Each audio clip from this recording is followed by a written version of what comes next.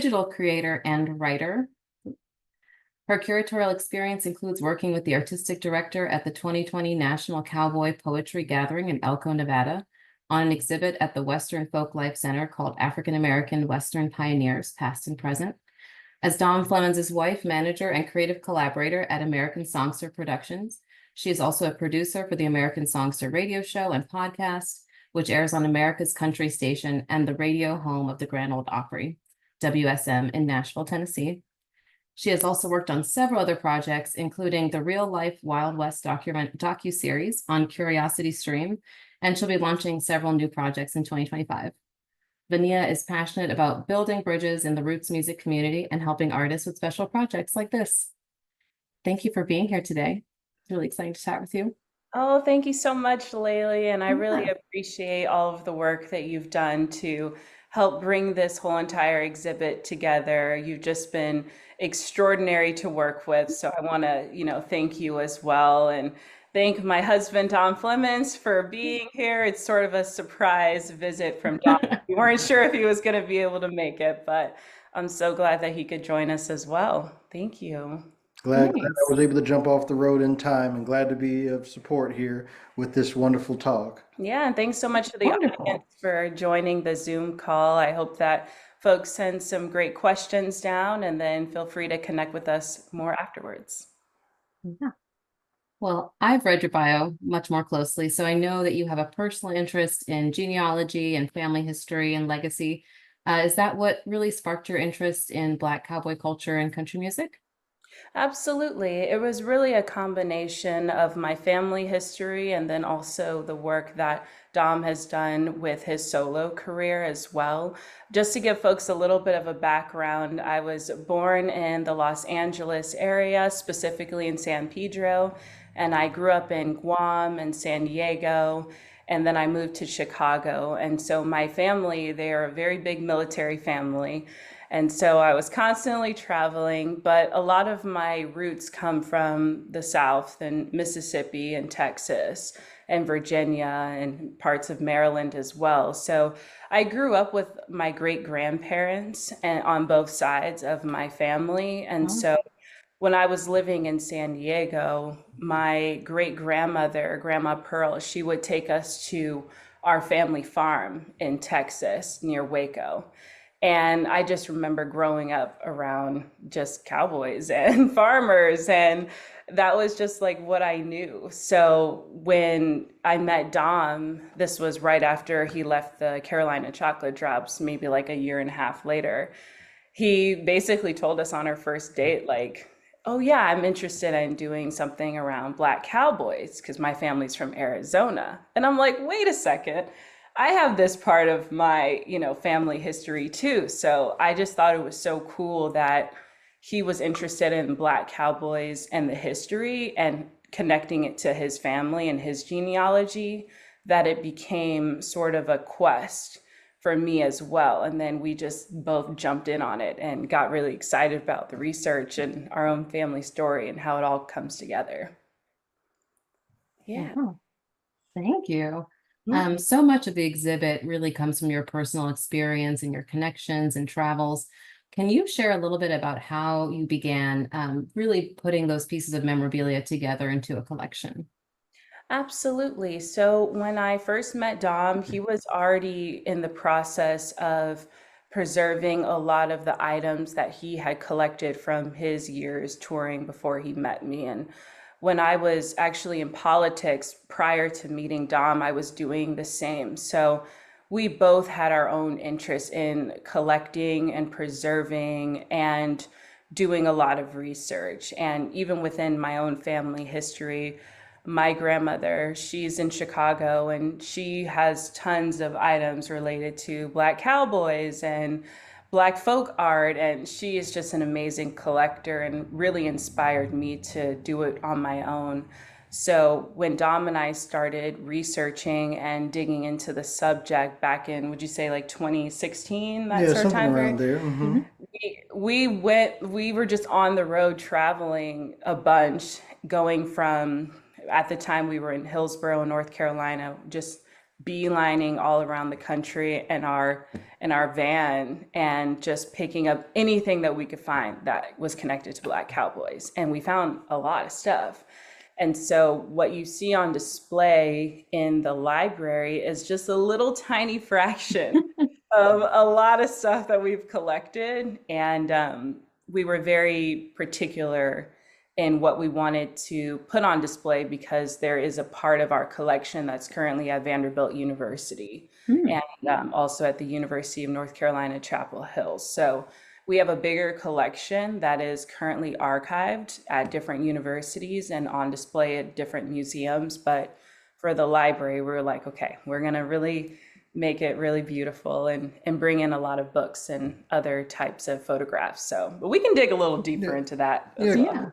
Because when it came to my own collecting of all these items, it was around 2010 that I first started to get interested in Black cowboys. Well, as Vania mentioned, I was born and raised in Phoenix, Arizona.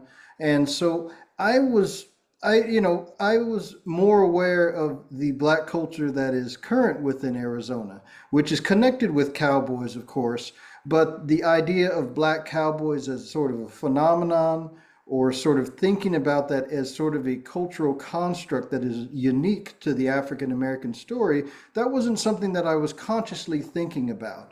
And so when I began to look into the subject itself, I happened to find a book that's actually on display, The Negro Cowboys by Philip Everett.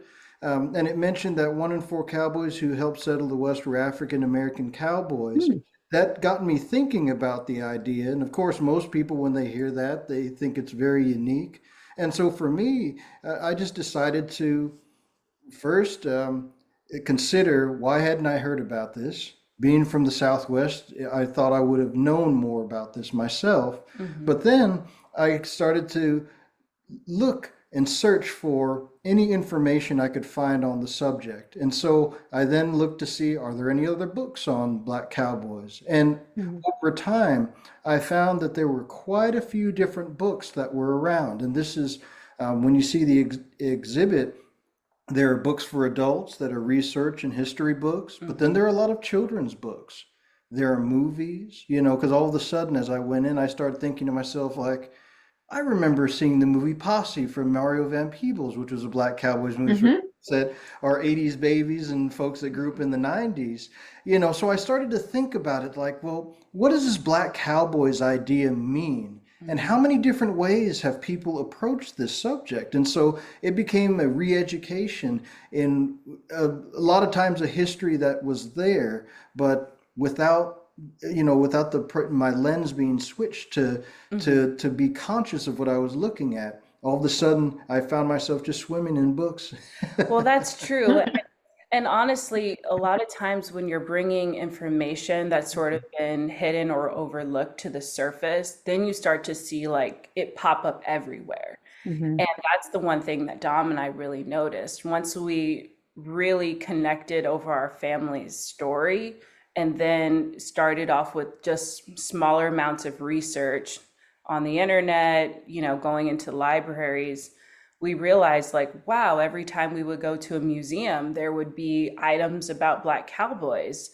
And so we just got into this really big quest to grab as much that we could and just hold on to it because we weren't sure if we would be able to revisit some of these locations again. And that's really how we got started collecting. But one of the key things about this particular search was that most of the times there would be one subject that would be handled. It would be maybe a history of the Pullman Porters or cowboys or Buffalo Soldiers. It was always one segmented item everywhere that we went. And so for me, this was a little bit before I met Vania, I decided that there needed to be some type of way to bring all of this history into one place. And I also realized that having studied many years of listening and playing and preserving Black folk music, I thought to myself, where is the musical element of Black cowboys? And so I decided to start crafting what would become Dom Flemons Presents Black Cowboys, which is a combination of a musical album, and then also Vania and I wrote a 40-page booklet describing all the different pieces of the Black Western story that we could tell within an album. And it was the very first album to feature this subject, and also it was part of the reason why when I tried to find a home for it, Smithsonian Folkways recordings was very important, and also having played at the opening of the National Museum of African American History and Culture, it was also extremely important to have this album be a part of the African American Legacy series. And so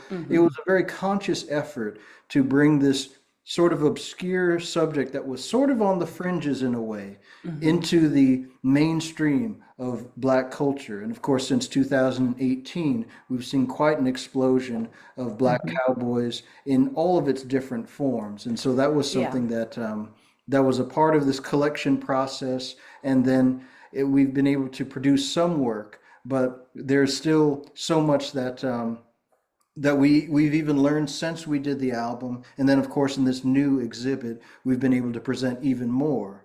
Right, and I'm so glad you said it like that, because you got to imagine in 2016 there is no concept of Beyonce and Cowboy Carter. There's no concept of this bigger yeehaw agenda. It's literally just the two of us bonding over family from Texas and family from Arizona, and Black cowboys being a very part of our, consciousness when it comes to our family legacy in different ways. But also being very aware, though, as we've gone along, that many people could relate to the story because they had familial connections, whether it was one generation, two, or maybe three generations back.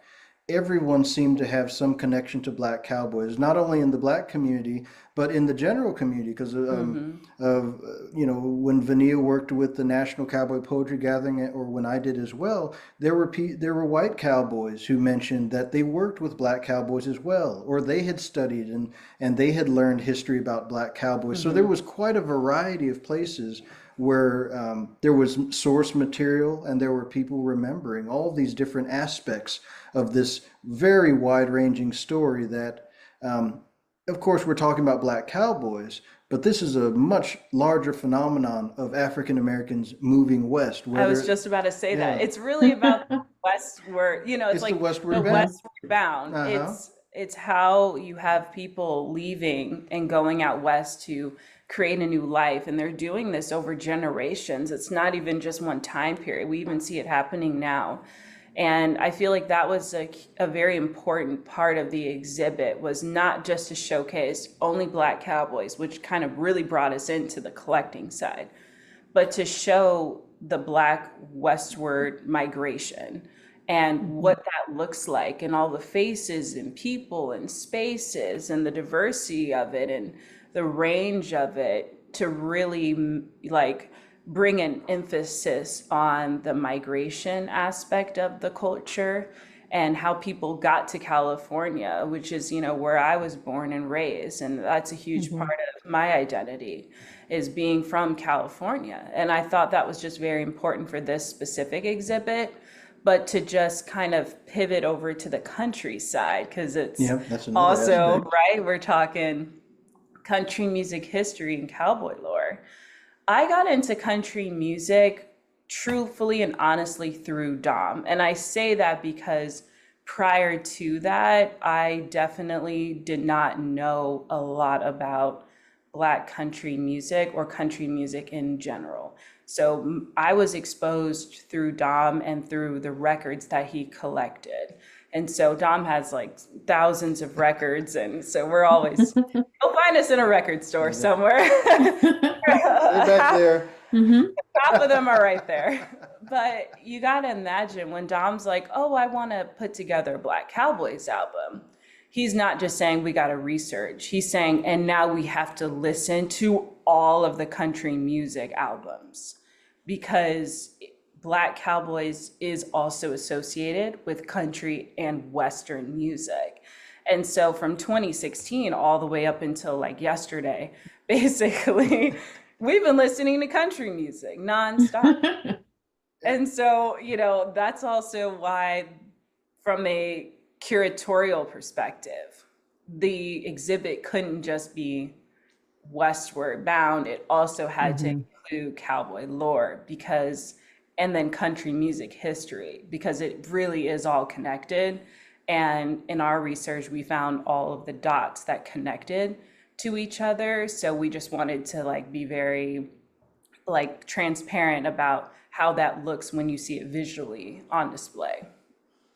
How Yeah. fitting that the first time I met you two was on the 5th floor of the library in the records section as you were finishing the exhibition. For anyone who hasn't seen the exhibition yet, because it's only been up for a few weeks, could you share with us just a few of your favorite pieces that are in the library at the moment? Sure. Well, Dom, I'll let you go first. I mean, there's just so much. One of the things that's so beautiful and unique about this collection, well, Vania sort of mentioned it before, faces. One of the things that we wanted to do with this exhibit was to show all of the different faces that you can see within all of the different types of depictions of African American people. We have different Westward pioneer women. We have we have Jim Beckworth, who has a very distinctive look he's like a mountain as man. he's a mountain man, and then you have Bass Reeves. You also have Nat Love. So we have books that are featuring all of these, many of them larger than life characters of the West. So we have books that I find to be so beautiful just because they have these amazing portraits, and that was a thing that's a big part of the story, especially when it comes to the West. In general, when African American people began to find freedom after emancipation, many of them wanted to get pictures taken so that they would have their likeness on tintype or canvas or however they were making them at that time. And they were very proud of these photos. And so amongst all of the different Western photography, you have all of these different photos of people that are just beautiful. Some of them dressed to the nines, other ones are dressed in their Western wear. And so that's something that I really love. In the country music section, we have quite a few records. Since about 2011, I've had a copy of Color Me Country by Linda Martell, which I've loved for years. So we've got my copy of that album there. Which is only $8.99 at the time. But now you can't find it anywhere. You cannot find this Linda Martell record anywhere, and it's probably going to be a lot of money if you do. So I'm glad that you copped it like 20 years ago. Absolutely. And so those are that records like that are around. I mean, we have a copy of Modern Sounds in Country and Western Music by Ray Charles. There's also a record by one of my dear friends who's passed on now, Sam Frazier Jr., who was a blues singer who was also a country and Western singer out of Alabama. And so he actually was on the Chitlin circuit and would double up as a blues singer and a country singer as well. And so there are people like that. Oh, gosh. Well, you should tell them a little bit about the Music Maker books and the Carolina Chocolate Drop section. Sure. Well, for many years, I've worked with this wonderful nonprofit, Music Maker Foundation, and they put out the very first Carolina Chocolate Drops records. And what they do is that they work with traditional Southern artists. That's how I started to work with Sam Frazier Jr. And we have a couple of the books that they've produced over the years. One of them has a wonderful passage that comes from Taj Mahal, wonderful Berkeley legend. And so he's talking about beautiful old time music and roots music. And then we have another Music Maker book that actually has a picture that the founder Timothy Duffy took when the Carolina Chocolate Drops appeared on the Marty Stewart show. And so it's a great picture of Marty Stewart and Connie Smith admiring the Carolina Chocolate Drops as we're playing an old time breakdown. We have a couple of other bits like some of the posters that are actually hatch prints that come from the Grand Ole Opry show. And just to kind of to show a little bit of like one of them is my debut as a solo artist on the Grand Ole Opry, and you just get to see because I was on the bill with Carrie Underwood and Riders in the Sky and a few other wonderful country acts. And so just to be able to show that there has been movement, and how in my own career I've been able to be a representation of the African American community, especially because I'm presenting the roots of country music and a lot of the Mhm. music that I'm doing, which is bringing Black folk music into the space of country music. So I'm a little bit different than a contemporary songwriter that's coming into country music. I'm actually bringing an aspect of the folk music that has fueled country music into the space, so that there's this sort of beautiful balance that can be had. Because many of the people in Nashville, coming into Nashville, I wasn't sure in 2008 how well the group, the Chocolate Drops, would Mhm. be accepted. That which would be a natural sort of question. Would it be accepted? But the people in Nashville were so kind to us because they saw the value of bringing that type of music back in. And of course, Marty Stewart, symbolically why I wanted him there, was that after we did our very first performance on the Opry, he made sure to tell us that it was a healing moment for the Grand Ole Opry. And Hmm. it led to a brand new chapter opening up, because at that time it was Darius Rucker and our group that were the two main Mhm. Black acts that were performing on the Opry at that time. And then now it's sort of expanded out more since then, but it was a very powerful time to be able to represent. Yeah, absolutely. So a part of the exhibit is definitely through the lens of Dom as a musician, as a collector, as a historian. But then Mhm. there's parts of it that I felt like had to also touch into, like, reach as far back into the history of it with Black women of the Old West, and then also reach as forward into the future with Beyonce's Cowboy Carter album. So I wanted to make sure to include her album on display, and I actually opened it up so that you can see her in a full-on Western outfit holding a five-string banjo right next to Dom's album Black Cowboys, where he's actually holding a gigantic six-string banjo. And it's a tintype versus hers is more of like a Hollywood glam shot. So really the goal was to look at country music history and cowboy lore in the context of Black history, but like take it as far back as we can and as far forward as we could as well.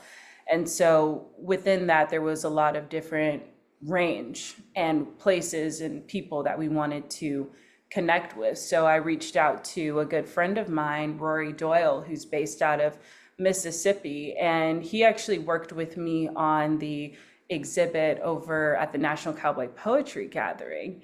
Mhm. So he's done an amazing job actually building relationships with many of the Black cowboys of Mississippi. And he has photographed them, and he actually gifted Dom and I two images, and I framed them. And that also represents the part of his community that he really cherishes a lot. So I wanted it to be very like Western focused, but I also didn't want to exclude Black cowboys from other parts of the country, because that's also part of the westward migration, is a lot of people came from Mississippi, like my family, Louisiana, Mhm. Texas, and then they migrated out west. So just to even have the representation of Mississippi cowboys really brings my family story full circle. And I just love the images that he gave to us as well, because one of them says ride at your own risk, and it was this little girl holding her brother who's like really small, and they're at a rodeo. And Mhm. I just felt like that was just so poetic in many ways. So that was one of my favorite items. The other one, I actually have a great story with this one. Oh, It, good. In short, we love all of this exhibit, so it's yeah, it's we very got hard to pick one thing over the other, because there's such a variety of things. absolutely. But honestly, I really love the marigold ostrich boots that are in the display Yes. cabinet. Those are so great because I'll tell you one thing. When I went to go visit Dom's family, this was during Christmas time in 2016, I Hmm. believe, or 2015. I had never, Dom didn't tell me about his parents at all. He was just like, yeah, just come to the family. Yeah, you'll meet them.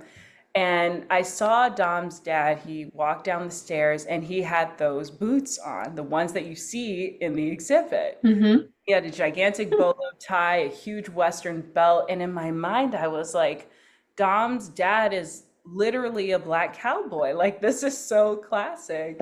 And so, after that, Dom's father was like, you know what, son, I'm going to give you these boots. And so Dom has worn those boots all over the world, playing his black cowboy songs on the Grand Ole Opry, at the Grammys. So those boots represent his dad, his family story, and then also represents the music and the touring and taking the songs of black cowboys and black country music all around the world. So Yeah, that one is great. because that was my introduction to country music was actually my dad's.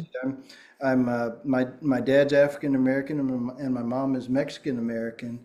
And my dad grew up in Flagstaff, Arizona, in northern Arizona. And when he was growing up there in the 50s and the early 60s, it was still very much a small settlement type of town. And so for him, when he came down to Phoenix and started to live there, he was one of the only black men that was wearing jeans and was wearing cowboy boots and bolo ties and things like that, which were a part of his own upbringing because my grandfather came out from Eastern Texas and settled in Flagstaff. So it's like, it was one of those things. It sort of brought me full circle around back to my own family, learning about this history. And those boots, of course, are a powerful set of boots. He's always been a very stylish individual. So, when he told me that I could finally have the marigold boots with the ostrich toes, that was quite wonderful. Yeah, and speaking of family, there one of the books on display was Black Women of the Old West, and how we actually got that book was Dom and I, we were researching and we were doing, as much as we can to bring together the story for the Black Cowboys album. And I went to my grandmother and I told her about the album and the project. And I said, the one thing that's really missing, though, is the stories of Black women of the Old West and their roles in developing a lot of these frontier towns. And she's like, wait, I got a book for you. And then she literally handed me this book, Black Women of the Old West. And she's like, oh yeah, I've got 2 copies. She's like, take it, use it. Like, this is great. And so I love telling that story because my grandmother, like I said earlier, she's from Texas and my great grandmother's from Texas, and I'd visit their family farm. But she had already been collecting her own Black cowboys, items, including the little Bill Pickett statue that's in the exhibit as well. She gave that to us as a gift, and some of the other Black cowboy like frames and items, she's like, I can't give that to you quite yet. Those are, I gotta hold on to those. So she even has more that she could have contributed, but I really appreciated how like our family even helped and added to the collection, which you all will hopefully get a chance to see. And actually, one more piece that I'll mention as well that's kind of a neat story. I mentioned Taj Mahal before. We have him displayed in the book, but there's one other piece that we have, which is a comic strip called The Chisholm Kid that's featured in the display. Now, I became aware of the Chisholm Kid because of Taj. And, when I was starting to do my research, I called him up. I've been in touch with him for years. Of course, he's been a great supporter of my career. And I asked him about, because he's always had a lot of cowboy imagery especially within his early work. And I asked him about that. I said, well, when was the first time you were introduced to Black cowboys? And he began to tell me the story of how his father used to get the Pittsburgh Courier paper when he was a young boy. And this comic book, The Chisholm Kid, was the Sunday news strip. And he would read The Chisholm Kid, and that was his first introduction to Black cowboys. Fast forward many years later, I was able to do a performance at the Gilcrease Museum in Oklahoma, and they happened to have a full exhibit partnering with me of the Chisholm Kid, where they had 40 different panels up on the walls. But Oh, I ended up buying some of the comic strips because it's such a beautiful a beautiful comic, and it was produced between 1954 and 1955. It was a comic that we don't have all of the panels with us on there, but just to give you a sense of what this comic is about, the Chisholm Kid sees a guy getting beat up on the range, and he kind of, scares the guys off that were roughing this fellow up. The guy dies in his arms, but he hands him a single piece of type print. And as the story goes, the kid finds out that there's a nefarious plot to subjugate the black press in town. And so the whole story is built around him trying to thwart the plans of a guy who's trying to take over the black town and trying first to take out the press. And this is 1954, the same year as mhm. Brown versus Board of Education. So Hmm. this comic has such a beautiful, unique history to it, and it's connected to Taj Mahal's story of how he became one of the arbiters of Western culture through his musical work and his art as a visual artist as well when he's performing out on stage.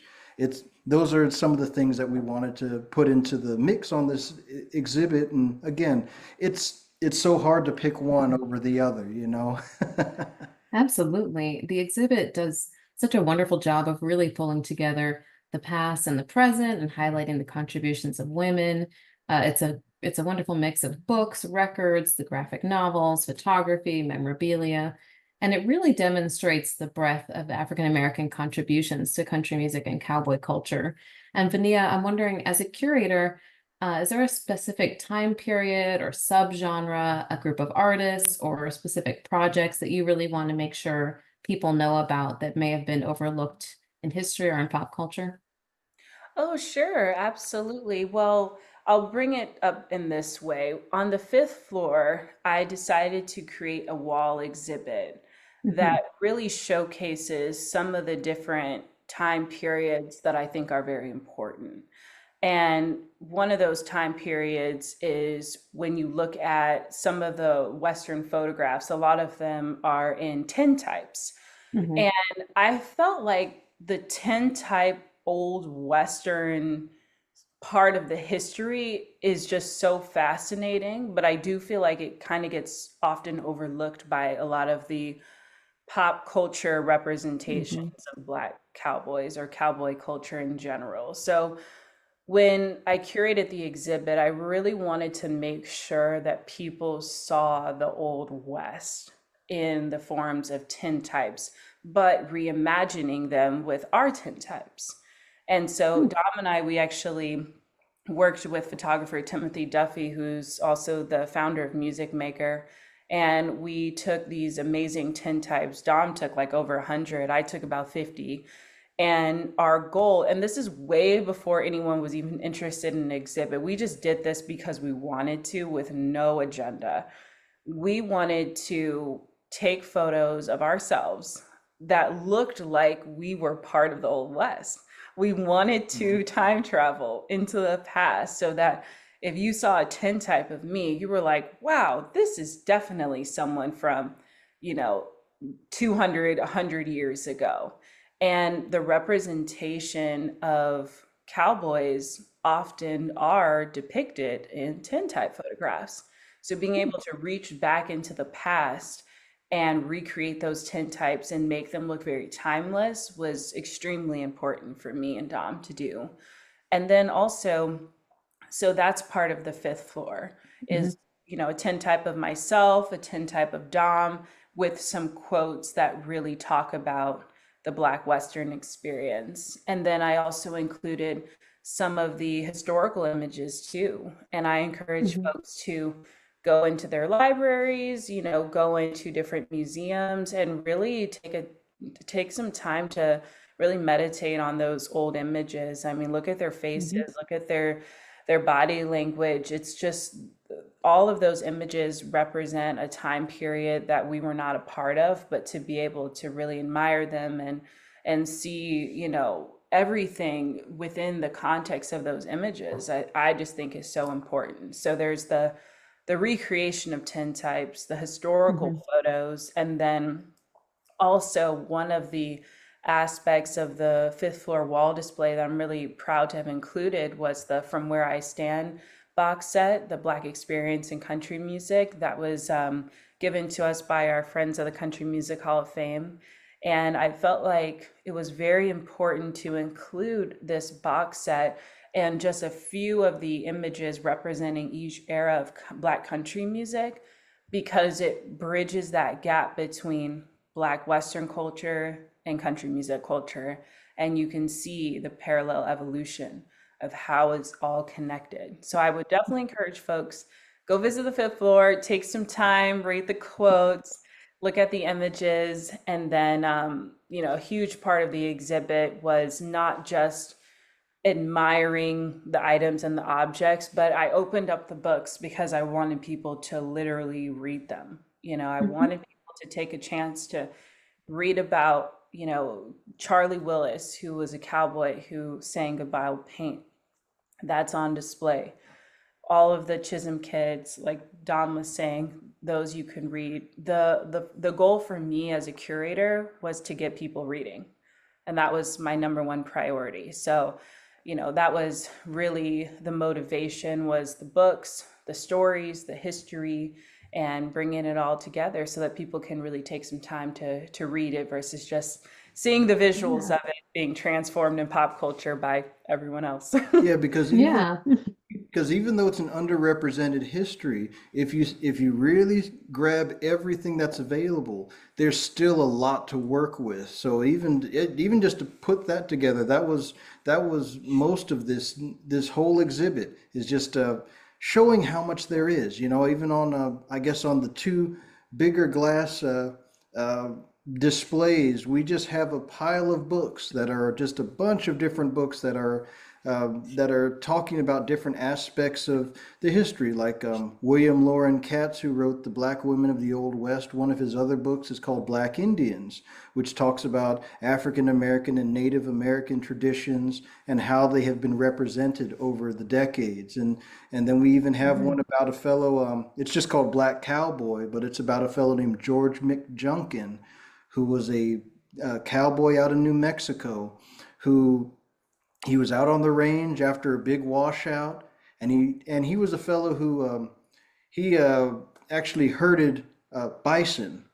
And so after this washout, he found a particular set of bones that were very large bones of bisons. And so he said to the fellows who owned the ranch that he worked with, he said, "I think these may be prehistoric bones of bison." And you know, they didn't have any way to prove it, and science at that time kind of had a certain cutoff point. But it would be years after George McJunkin had passed away, they finally confirmed that indeed these bones were prehistoric bison bones, and it extended the history of early human civilization in New Mexico by at least tens of thousands of years. And so a black cowboy was able to do that. So it even goes beyond just ranching and ranges. It turns into also these fellows who are innovating science and paleontology, which is, it's quite amazing. And that's the thing. Absolutely. That's the thing that we discovered. There's so many aspects of the Western experience that connects to country music, connects to Black cowboys, trying to give people a big perspective so that they can take their own journey and be exposed to the things that we saw on our way. I think that's just been one of the most important parts of how we approached curating the exhibit overall, you know? Yeah. We have a question in the chat. With the strong West and Southwest connection to the history, how did Hillsborough and Chapel Hill become key exhibit locations? Well, it's interesting with it's interesting that you ask it in that particular way. Um, One of the black cowboys that became very famous, Nat Love, his story began in Tennessee, but Mhm. his plantation owner, whose name was Love, this fellow came from the Chapel Hill area, and there's actually a research building, the Love House, that is in UNC Chapel Hill, and they house the Nat Love autobiography within their walls, and so you can actually Mm. look it up online through UNC Chapel Hill, so you can find the book, and it's because he's connected through a family line that goes back through the plantation owner and everything like that. So that's one of the reasons that this is a key location. Mhm. Mm. Great, thank you. Mhm. And before, as other questions are coming in the chat, I know, Vania, you're a photographer and you mentioned tintype. For anyone on the call who's not as familiar, could you give a quick explanation of what that is? Oh, sure, absolutely. Well, I can explain it, but Dom, I also know Dom has like Oh, experienced the tintypes way before I got introduced to it, and he has actually seen the photographers behind the tintype machine oh, really make it into something much better over time. So I'll let Dom answer that well, question. to explain it very briefly, because it can get very technical. So Hmm. this is the type of photography that came after the very first major portrait photography, which was called the daguerreotype. This is around between the 1880s to say the 1920s. This is when the tintype becomes very popular. And basically, what you're doing is you're taking a picture, negative on a metal plate or a glass Hmm. plate, and you're using chemicals to put that image straight onto the plate. So in some ways, Hmm. it almost looks like a gigantic version of a Polaroid picture Hmm. in terms of how the process looks. But you're using cyanide and you're using a lot of like very poisonous chemicals to do this. But but the tintype, that was the form in which you made photos at that time. And so that's kind of the gist of it. A lot of people like Wild Bill Hickok and all the legends Mhm. of the West.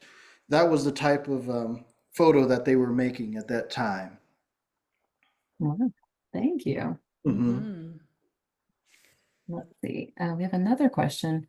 Were the Black Cowboys' motivations fulfilled for helping to explore the West? Yeah, absolutely. I feel like it was. And also the thing that I learned, and Dom and I'm sure you could say this too, is that Black Cowboys is still a very living presence. So Mhm.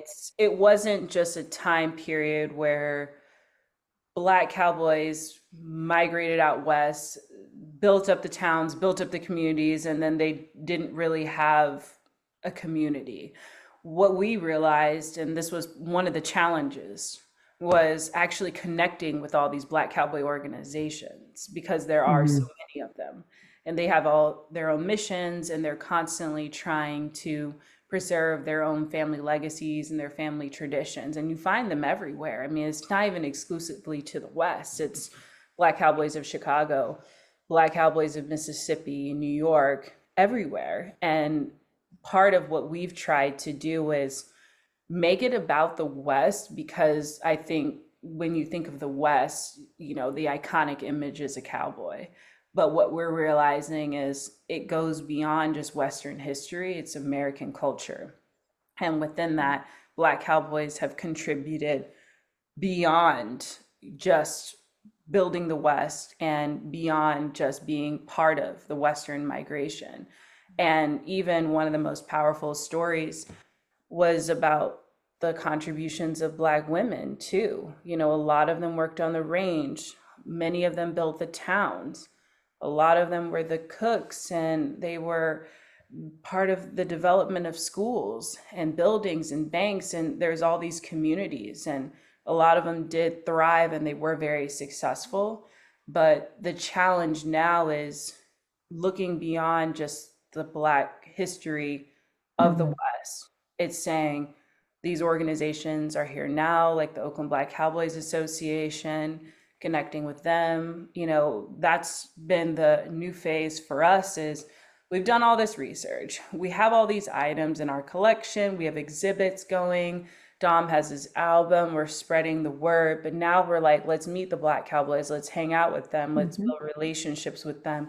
Learn more about their contributions to their individual communities and beyond. And so I hope that sort of answers the question of helping to explore the West and how that's still an ongoing thing that's happening. And then some of the ways to think about it as well. There was another Black cowboy named Bones Hooks, and in his book, there's a very wonderful passage about Black women or women of the West, is more so. He was part of the Panhandle Cowboys Association, and one of the things that he wanted to do toward the end of his life was to build a monument dedicated to the women. And how he explained it was, he said that the men came out, they made the camps, they made Boot Hill, they made the saloons, but it was once the women came in and they demanded the better things in life, they demanded hospitals and schools and things like that, that's when you had these settlements then become towns. And so that was one of the ways he explained it, and I thought that was quite an amazing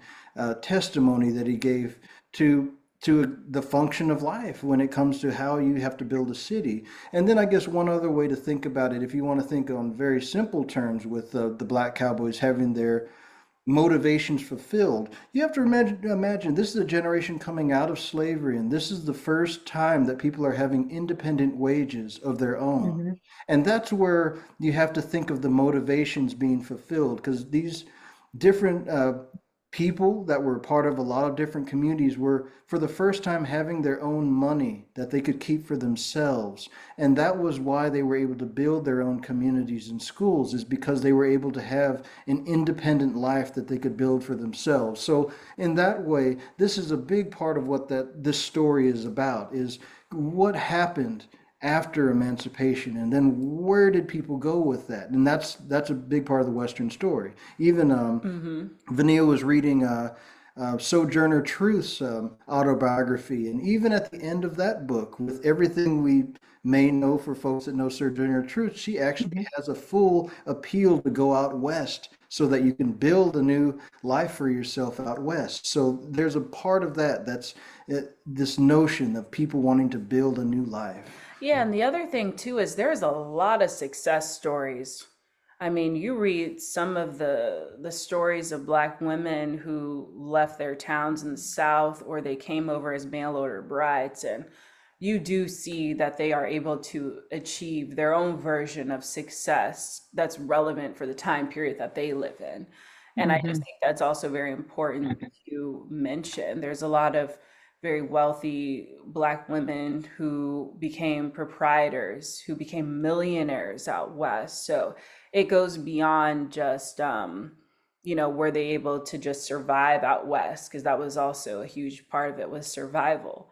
But a lot of them did see fame and fortune by being Western pioneers. And some of their stories have gotten lost. Others have been turned into movies and they're legends like Stagecoach Mary. But there are other Western pioneers who are associated with the Black community that have very strong success stories. And I would argue to say that they felt like their mission was fulfilled in their legacy. Yeah, and you mentioned the millionaires, Biddy Mason, and she's up on the 5th floor as well. She bought Sutter's Mill where the gold rush happened, and very fascinating story. Again, I don't want to get into it because I know we only have a limited amount of time. But yeah, well, one of the follow-up questions was about being able to acquire land. Absolutely. It's all over the map. A lot of them were able to acquire land. My family, they're a part of that. You see it on small scales and you see it on big scales. Just to give you perspective, my family had our land since 1884.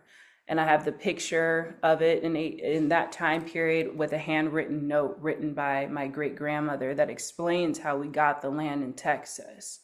And so, that's just a little part of my family story. On Dom's side of it, his great-grandmother, Honey Dooley, she had over 60 acres. 60 acres, yeah. And between her and her 12 children. So it was actually very common for Black people to own land. And also, it was just a great advantage for them to be able to acquire wealth as well. So out in California, out in Texas, you could become, very successful if you were working hard and your community supported you. And so that was a really positive part of the Black cowboy story that I really appreciated. And also the Black country. I don't want to forget about country music, because we're also talking about that too. You see a lot of artists becoming popular in the country music circuit, but nowadays we kind of hyper focus on the ones that are very obvious, like Charlie Pride or Linda Martell. But Dom was telling me a story about how Lionel Richie had a country album, Yeah, and he Tina did. Turner, and you do see people being able to turn into big success stories, even though they're a part of maybe a community or a subset genre that they're not necessarily known to be a part of in a bigger sense, especially with country music not being always associated with Black artists. It's been great to see all of the ones that were able to make it big on stages like the Grand Ole Opry, or having major albums like Charlie Pride or Ray Charles. So we tried to get all of that in the exhibit as best we could. Absolutely. It's a lot to condense into just the library, as even though it is a 5-story building. Yes. And I see a question of how can we find the recording to listen to? Would that be the Black Cowboys album that they're asking about? Or is that a different recording? I just want to make sure. If it, Oh, this recording. this interview, okay, I just wanted to make Oh sure. yeah, I was talking with Heather. I think she's going to try to put it up on YouTube or up on the Westward Bound website. So yeah, and in general, the only thing I felt like was really missing from the exhibit was the contributions of the Black photographers in the Bay Area. And so the beauty though of it, because I want to let everybody know, Laili worked so hard to get a lot of these photographers, and we've made connections with them. They know about the exhibit, and if I could do anything differently, I would love to have had more Black photographers representing, Black cowboys in the California area. But I'm hoping that we could do something that's more like a virtual version of this. That was the one thing that Dom and we anticipated, but you don't have a crystal ball. You don't know. There's so many people who are interested in the subject, and they're doing their own work, like photographer Ron Tarver. Well, and he was a perfect example, by the way. And, Ron Tarver happened to publish a brand new book on Black cowboys right at the end of the line here, which was, and one of the things that was great about it too, when we talked with him, we have the photos in there come from him working with the Oakland Black Cowboys. And so the pictures that he actually has collected over time, and in case people don't know the story, he has collected all of these pictures of Black cowboys in their natural environments, in the urban settings and whatnot, for 20 years. No one ever took an interest in it. And then now, as he's seen a brand new wave of interest come in, he was able to publish a book. And thankfully for him, he's already out of his very first pressing of the book, because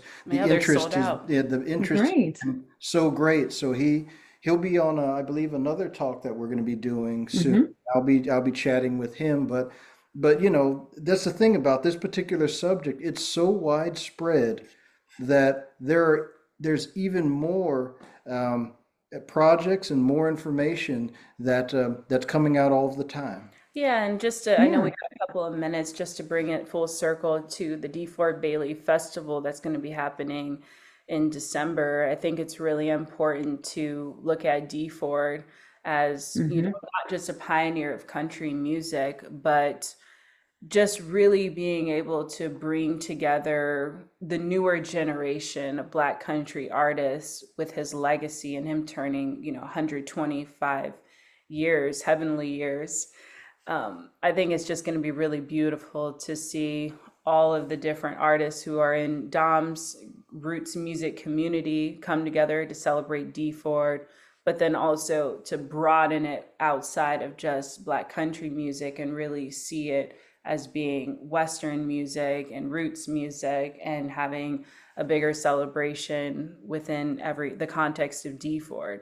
So I'm just so appreciative that you all invited me to curate the exhibit, and Dom as well. So I just appreciate just even being here to talk more about it.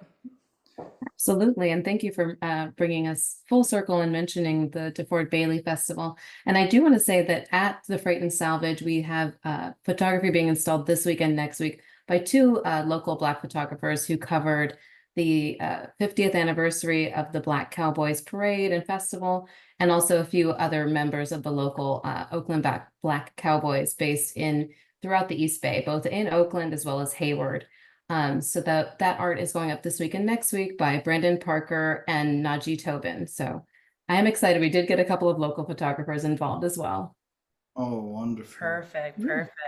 And someone's asking, yeah, okay, we great. got it in All the right, chat. Heather got it there. The long ride home, that was it there. Yeah, and also feel free to check out the Westward Bound website. There's a lot of more resources on there. And then I do want to give a shout out to Marina. She created the graphic for the Westward Bound exhibit.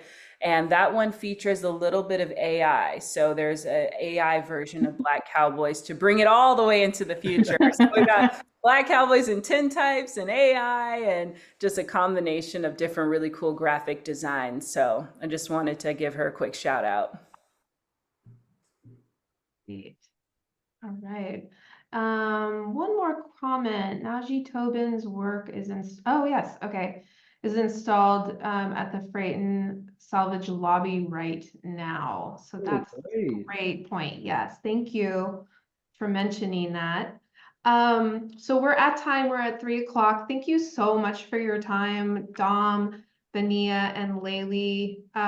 We're just so excited about this partnership. It's so unique, and it's just such a fabulous subject and topic, and we're so glad to have this partnership. So thank you so much for your time. Thank you all so much. It was great talking with Appreciate you all. Thanks care. everyone for joining.